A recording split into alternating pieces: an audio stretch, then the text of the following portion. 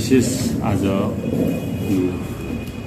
तृणमूल कांग्रेसको यो पार्टी अफिसमा विशेष यो प्रेस भेला गर्नुको मूल उद्देश्य चाहिँ के हो भन्दाखेरि जुन प्रकारले बीजेपीको आईटी सेलले जुन प्रकारले झुटा खबर फेक न्यूजहरू भाइरल गरेर जुन प्रकारले हाम्रो नेत्री ममता ब्यानर्जी अनि तृणमूल सरकारलाई जुन प्रकारले बदनाम गराउन चाहदैछ त्यो फेक न्यूज कसरी उनीहरूले गर्दैछ। पहिला त हामी त्यो फेक न्यूज जुन प्रकारले भाइरल गर्दैछ यसको हामी घोर विरोध गर्दैछौँ, घोर निन्दा गर्दैछौँ। र फेक न्यूज उनीहरूले कसरी भाइरल गर्दैछ भन्दाखेरि कहाँ बिहारतिर भएको घटना बंगालको घटना भनेर देखाउँछ, मध्य प्रदेशमा भएको घटना बंगालमा भनेर देखाउँछ। सानो एउटा इन्स्टान्सेस के भयो भने 27 अक्टोबरको दिन 2020 सालको अक्टोबरको दिन बाप्पा दास भन्नेले एउटा फेसबुकमा एउटा न्यूज भाइरल गर्यो। त्यो के भने दुर्गाको प्रतिमा लिएर गइरहेको कन्भोयमाथि चाहिँ पुलिसले लाठीचार्ज गर्यो र यो हिन्दुइजममाथि चाहिँ ठूलो एट्याक हो, दिदीको पुलिसको दिदीको एडमिनिस्ट्रेसनको भन्ने एउटा बदनाम गराउन चाह्यो। र पछिबाट हाम्रो पक्षबाट सरकारी पक्षबाट यसलाई पुरा इन्भेस्टिगेसन गर्दाखेरि के पायौं भन्दाखेरि त्यो पोस्ट गर्ने मान्छे चाहिँ बीजेपी अलिपुरद्वारको युवा मोर्चाको भाइस प्रेसिडेन्ट रहेछ बाप्पा दास। अनि यो घटना चाहिँ कहिले भएको रहेछ भन्दाखेरि 26 तारिकको दिन बिहारको मुंगेर डिस्ट्रिक्टमा पुलिसको लाठीचार्ज गरेको रहेछ एउटा मबलाई डिस्पर्स गर्नुको निम्ति। तर त्यो घटना चाहिँ के गर्दियो भने यता बंगालमा भएको हो, एउटा दुर्गाको प्रतिमा बोकेर गइरहेको एउटा कन्भोयमाथि चाहिँ जुलुसमाथि चाहिँ यो खालको दिदीको सेनाले एट्याक गर्यो भने तृणमूल कांग्रेसलाई एउटा अगेन्स्ट हिन्दुइजम बनाउने ठूलो एउटा प्रयास गर्यो। र यो फेक न्यूज कसरी बीजेपीको आईटी सेलले गर्दैछ भन्ने यो एउटा एक नम्बर प्रमाण। नम्बर 2 प्रमाण थुप्रै छ हामीसँग त्यस्तो प्रमाण, सबै अब तपाईलाई भन्यो भने एउटा कि अहिले 1 घण्टामा पनि यो प्रेस तुरिँदैन। अर्को प्रमाण ड्युरिङ लकडाउनको पिरियडमा जब लकडाउन सुरु भयो, लकडाउनको पिरियडमा जति पनि लकडाउनको भायोलेसन भयो खाली कहाँ देखायो जहाँ बीजेपी जहाँ बीजेपी रूल्ड स्टेट छैन, जहाँ बीजेपी रूल्ड स्टेट जहाँ गैर बीजेपी रूल्ड स्टेट छ त्यहाँ मात्रै भायोलेसनको देखायो। तर गुजरातमा सुरत सिटीमा जो बाहिरबाट आउने जति पनि वर्करहरू थियो, माइग्रेन्ट वर्कर र पुलिसमा जुन झडप भयो त्यो झडप कहिले पनि मिडियामा आउन सकेन। र यो खालको फेक न्यूज चाहिँ बीजेपीको विशेष गरी आईटी सेलले केही आज हिजोको तपाईँ पेपरमा पढ्नुभयो, अब सिलगढीमा पनि बीजेपीको आईटी सेल एक्टिभ हुने भन्ने हिजो हामीले पेपरमा पढ्नु पाएको थियौँ। र यसरी फेक न्यूज गर्ने काम चाहिँ बीजेपीको आईटी सेलले चाहिँ यसरी गर्दैछ। यसको हामी फेरि पनि हामी निन्दा, हामीसँग प्रशस्त यो जम्मै बीजेपीको फेक न्यूजको प्रशस्त प्रमाणहरू हो। हामी डेट वाइज भनिदिन्छौँ, तर अब सबै यो भन्ने गयो भने अब मलाई लाग्छ 1 घण्टामा पनि यो प्रेस तुर्न सक्दैन, यति बित्न समय तपाईँहरूसँग छैन होला। र यसरी बीजेपीको आईटी सेलले चाहिँ जुन फेक न्यूज फ्याँक्दैछ हामी यसको घोर विरोध गर्दैछौँ। हामी सबैलाई अनुरोध गर्दैछौँ बीजेपीले जुन फेक न्यूजलाई भाइरल बनाउँछ त्यसलाई विश्वास नगर्ने हामी सबैलाई अपिल गर्दैछौँ। अनि दोस्रो कुरो, अब हामी स्थानीय पक्षमा हौँ। स्थानीय पक्षमा आउँदाखेरि हामीले देख्दैछौँ कि बीजेपीले केवल हामीलाई आश्वासनको गोला मात्रै हामीलाई दिइरहेको छ, आश्वासन मात्रै दिइरहेको छ। आज 12 वर्ष बितेर गयो, केवल आश्वासन मात्रै दियो, तर हाम्रो अस्तित्वको ठुल्ठुलो कुरा गर्यो, हाम्रो भावनासँग खेल्यो। तर आज गोर्खा रेजिमेन्ट जब पहिला ब्रिटिस पिरियडमा 10वटा रेजिमेन्ट थियो, 4वटा रेजिमेन्ट ब्रिटिसले आफू जब भारत स्वतन्त्र भइसकेपछि लिएर गयो, 6वटा रेजिमेन्ट यहाँ छ। अझै पछिबाट स्वतन्त्र भारत भइसकेपछि एउटा रेजिमेन्ट थपेर अहिले 11वटा रेजिमेन्ट छ।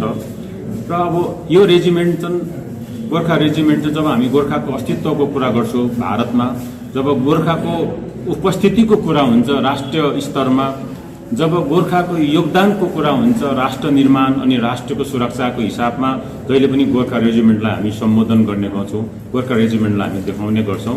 तर दुःखको कुरा आज त्यो गोर्खा रेजिमेन्टमा नन गोर्खालाई पनि लिने भन्ने एउटा प्रस्ताव डिफेन्स मिनिस्ट्रीमा आइसकेको छ। नन गोर्खालाई हुनसक्छ अलिक दिनमा नाम गोर्खा रेजिमेन्ट हुन्छ, जति पनि त्यहाँ सिपाहीहरू हुन्छ, जति पनि क्याडेट्सहरू हुन्छ, सबैको हुन्छ नन गोर्खा हुन्छ। हुनसक्छ पछि गएर समय सालमा त्यो गोर्खा रेजिमेन्ट नभएर अर्कै नाम रेजिमेन्ट पनि हुनसक्छ। यसरी हामीलाई अस्तित्वहीन बनाउने बिजेपीले भावनामा त हामीलाई भुला 12 वर्ष अस्तित्वहीन बनाउने हामीलाई यसरी कोसिस गर्दैछ। म त हाम्रो नाम निशानै हटाउने, राष्ट्रबाट भारतबाट हटाउने काम यसरी हुँदैछ। र हामी यो प्रेस मार्फत हाम्रो दिदी शान्ता छेत्री जो राज्यसभाको एमपी हुनुहुन्छ, उहाँले पनि एउटा प्राइम मिनिस्टरलाई चिठी लेख्नु भएको छ झट्टै यो प्रस्तावलाई वापस लिनको निम्ति उहाँले लेख्नु भएको छ। हामी प्रेस मार्फत पनि हामी यो झट्टैभन्दा झट्टै यो जुन चाहिँ नन गोर्खालाई गोर्खा रेजिमेन्टमा लिने छ यो प्रस्ताव वापस लिनुपर्छ बिजेपी सरकारले। अनि दोस्रो कुरो यसमा के छ भन्दाखेरि एकतिर बिजेपीले हामीलाई केवल आशाको पोका मात्र देखाएर राखेको छ राष्ट्रिय चिनारीको प्रश्नमा। र विगत 2019 सालमा लास्ट भिजिटमा भनौँ दिदी ममता ब्यानर्जीको दार्जिलिङमा भ्रमण हुँदाखेरि उहाँले एउटा वचन दिनुभएको थियो, चौरस्ताबाट म राष्ट्रिय चिनारीको निम्ति पनि गोर्खाको राष्ट्रिय चिनारीको निम्ति पनि काम गरेको हुन्छु भनेर। र उहाँले हालैमा एउटा क्याबिनेटको सभा बसेर गोर्खा बटालाइन पनि क्रिएट गर्ने उहाँले घोषणा गर्नुभएको छ, जहाँ 1000 सर्वप्रथममा 1000लाई लिइन्छ। अलरेडी त्यसमा EFR पनि छ जहाँ गोर्खाहरूलाई मात्रै नियुक्ति हुन्थ्यो, त्यसको केही 10-15 वर्ष भयो त्यसको नियुक्ति प्रोसेस बन्द भएको छ। हामी पार्टी लेभलबाट त्यो पनि कोसिस गर्दैछौँ EFRमा पनि त्यो जुन चाहिँ भर्ना थियो त्यसलाई रेस्टोर भर्नाको प्रक्रिया पुनः चालु गरिनुपर्छ भनेर हामी पार्टी पक्षबाट पनि रिक्वेस्ट हामी अपिल हामी मुख्यमन्त्रीलाई राख्दैछौँ। र विशेष गरी दिदीले भाषणले होइन काम गर्छु भनेर हातले पनि काम गर्नु हुँदैछ। र गोर्खा बटालाइन राज्यभित्र एउटा गोर्खा बटालियन खोलिनु भनेको हाम्रो एउटा पहिचान खडा हुनु हो। राष्ट्रिय चिनारीको हितको निम्ति गोर्खाको निम्ति काम गरिदिन्छु भन्नु छन्, यो क्षेत्रमा यो विषयमा एक स्टेप अघि हो भनेर हामी भन्छौँ। अर्कोतिर हेरौँ माथि जलपहाडमा GRD छ गोर्खा रिक्रुटमेन्ट डिपोट, त्यहाँबाट गोर्खा रिक्रुटमेन्ट डिपोट पनि हटाउने कुरा तपाईँहरूलाई थाहा छ तपाईँहरूलाई। र अझ बिजेपी सरकारले केन्द्रमा रहेको बिजेपी सरकारले केवल के गर्दैछ भने हामीलाई भावनामा जुरुक बनाएर भित्रभित्र हामीलाई चाहिँ खोक्रो बनाउने काम गर्दैछ।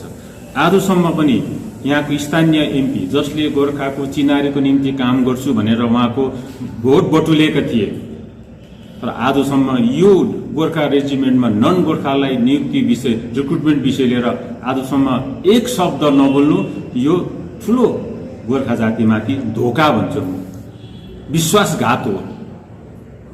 यो गोर्खा जातिमाथि ठुलो एउटा विश्वासघात हो।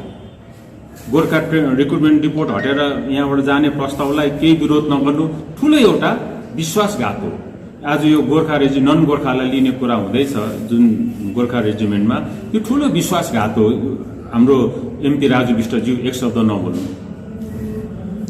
दाजु एउटा कुरो जस्तो अहिले भर्खरमा तपाईँले बिजेपीको IT सेलले त्यो TMC काङ्ग्रेसलाई बदनाम गराउने जो काम गरिरहेको छ भन्ने चाहिँ तपाईँले आरोप लगाउनु भयो, र यसको एगेन्स्टमा TMC पार्टीले बिजेपीको बारे के त्यस्तो के कदम चाल्ने योजना गरेको छ?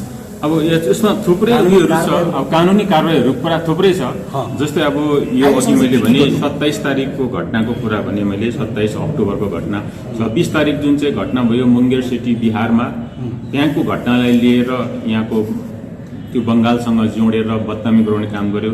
यो अलरेडी यसमा विभिन्न साइबर क्राइमहरूको कुराहरू छ, यसमा सम्बन्धित पक्षले यसलाई FIRहरू गर्ने एक्सन लिने कामहरू गर्दैछ। तर हामी यो प्रेस मार्फत के जनाउन चाहेको भन्दाखेरि त्यो लिगल एक्सन त छँदैछ, तर जनतालाई हामी यो अवगत गराउन चाहँदैछौँ बिजेपी IT सेलले चाहिँ कसरी फेक न्युज प्रचार गरेर सरकारको बदनाम गराउन चाहँदैछ, दिदी ममता ब्यानर्जीको इमेजलाई धमिलाउन चाहँदैछ, उहाँको जुन गुड गभर्नेन्स छ, त्यो गुड गभर्नेन्सलाई ब्याड गभर्नेन्समा परिणत गर्नु उहाँहरू चाहँदैछ, फेक न्युज भाइरल गरेर। दाजु त्यो अर्को कुरो, त्यो आज मात्रै बिजेपी जिल्ला कमिटीले राज्यपालसँग भेटघाट गरेपछि उनीहरूले आरोप लाग्छ कि बङ्गालमा गणतन्त्र छैन र बङ्गालमा कुनै पनि काम यदि गरिन्छ भने, पार्टीगत काम हुन्छ भनेपछि त्यो पार्टीमाथि कारवाही गर्ने कामहरू भइरहेको छ र पुलिसको जो आतंक छ र गत केही दिन पहिला मात्रै बिजेपी जिल्ला कमिटीको एउटा कार्यक्रममा त्यस्तै भएको थियो भन्ने उहाँले एउटा आरोप लगाउनु भएको छ।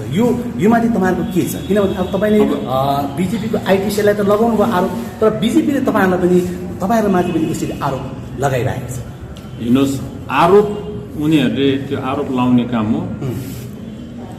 जुन प्रकारको बङ्गालमा राज्यपाल स्वयंले पनि, माननीय राज्यपाल स्वयंले पनि बङ्गालमा हिंसा अनेक किसिम लाउँदैछ, यो गुजरातको गोत्रा जस्तो त यहाँ भएको छैन।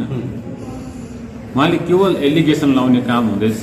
जहाँ त्यस्तो खालको जसले कानुन हातमा लिने काम गर्दैछ त्यो कानुनी कारवाही त्यहाँमाथि हुँदैछ, चाहे त्यो कुनै पनि इरिस्पेक्टिभ अफ एनी पोलिटिकल कलर। त्यो उहाँहरूको एउटा आरोप मात्रै हो। त्यो आरोप त प्रमाण हुनु पर्यो नि। जस्तै अब हामीले बिजेपी आइटी सेललाई अहिले लगाउँदैछौँ, आरोप लगाउँदैछौँ, त हामीसँग प्रमाण छ नि त। हामीसँग प्रमाण छ। यो भाइरल गर्ने न्युज को हो भन्दाखेरि इट इज बाप्पु दास, अलिपुरद्वारको भाइस प्रेसिडेन्ट, युवा मोर्चाको भाइस प्रेसिडेन्ट। त्यो क्लियर छ। अनि त्यो घटना कहिले भएको?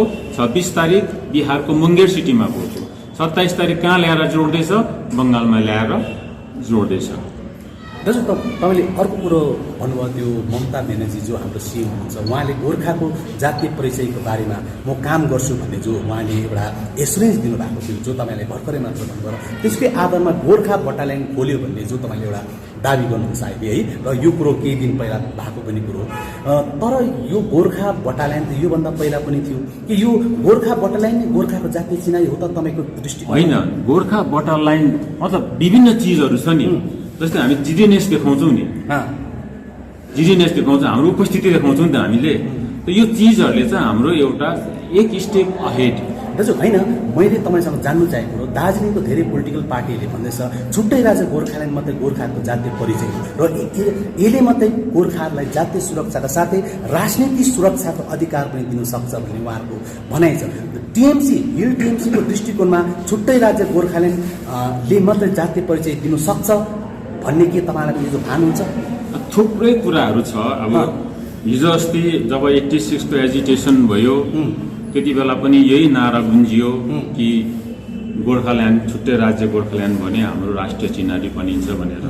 पछि डिजेसी भए, डिजेसी भइसकेपछि यहाँ वर्ड गोर्खा छ, यसले पनि हाम्रो राष्ट्रिय चिनारी बोक्छ भन्ने हाम्रैबाट आवाजहरू निस्कियो। एकछिन, त्यहाँदेखि जिटिए 2007 मा आन्दोलन भयो, छुट्टै राज्य गोर्खाल्यान्डले मात्रै हाम्रो चिनारी बोक्छ भन्यो, त जिटिए भयो, त्यहाँ गोर्खाल्यान्ड शब्द भयो, गोर्खाल्यान्ड शब्दले हाम्रो चिनारी बोक्छ भन्यो। त अवश्य पनि गोर्खा बटालियनले हाम्रो राष्ट्रिय चिनारीको केही न केही बोध हुन्छ।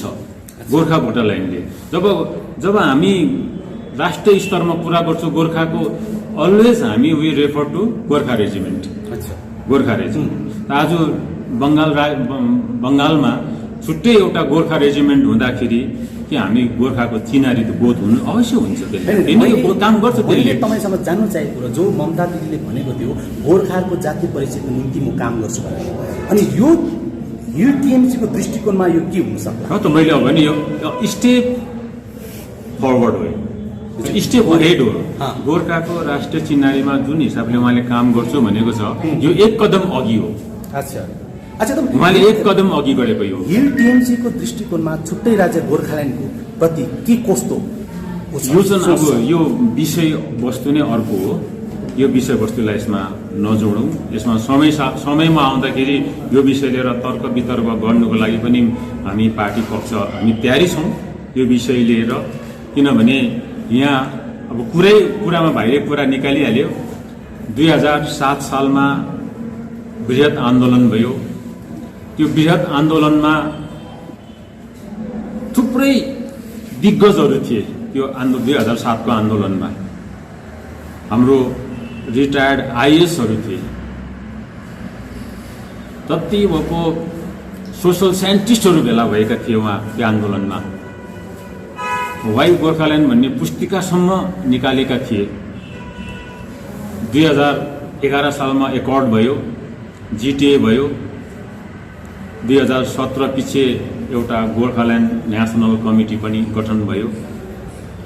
त्यसको सेक्रेटरी प्रेसिडेन्ट हाम्रो शक्ति गुरुङ, रिटायर्ड मेजर जनरल शक्ति गुरुङ हुनुहुन्छ। अनि त्यहाँको सेक्रेटरी हाम्रो दार्जिलिङ विधानसभाको भूतपूर्व विधायक दाजु त्रिलोक देवान, जो 2007 को आन्दोलनमा जोडतोडले उहाँले साथ दिनुभएको थियो। धेरैपल्ट डेपुटेसनमा गएका थिए र गोर्खाल्यान्ड नेसनल कमिटी बनाइसकेपछि उहाँ एज अ सेक्रेटरी त्यति बेला मात्रै उहाँले भिजन डकुमेन्ट निकाले गोर्खाल्यान्डको सम्बन्ध। दुईटा भिजन डकुमेन्ट निकाले। त 2007 को आन्दोलन चाहिँ के गर्दै थियो उहाँले? त प्रश्न त थुप्रै, हामी कलकत्ता दिल्ली नदेखाउँ न, प्रश्न त हामी भित्रै छ। 2007 को आन्दोलनमा उहाँ स्वयं उपस्थित हुनुहुन्थ्यो। धेरैपल्ट डेलिगेसनमा उहाँ गएको। त्यति बेला there is no question of vision document on Gorkhaland. 2017 पछि गोर्खाल्यान्ड नेसनल कमिटी बनिसकेपछि त्यहाँ भिजन डकुमेन्टको कुरा आयो। त 2007 मा त के गर्दै थियो उहाँले? प्रश्न उठ्छ नि, प्रश्न त थुप्रै उठ्छ। यहाँ प्रश्न त कलकत्ता दिल्ली नराखेको हुन्छ। प्रश्न त हाम्रै बिचमा हामी तेर्साउन सक्छौँ। 2007 मा किन भिजन डकुमेन्ट निस्किएन त? भन्नुभयो तपाईँको दृष्टिकोणमा चाहिँ आजसम्म छुट्टै राज्य गोर्खाल्यान्डको त्यो लक्ष्यमा प्राप्त हुन नसक्नु चाहिँ हामी आफै जिम्मेवार। त्यो पनि म अहिले भन्दिनँ, तर यो हामी बसेर आत्म आलोचना गर्ने कुरा हो सबै यो।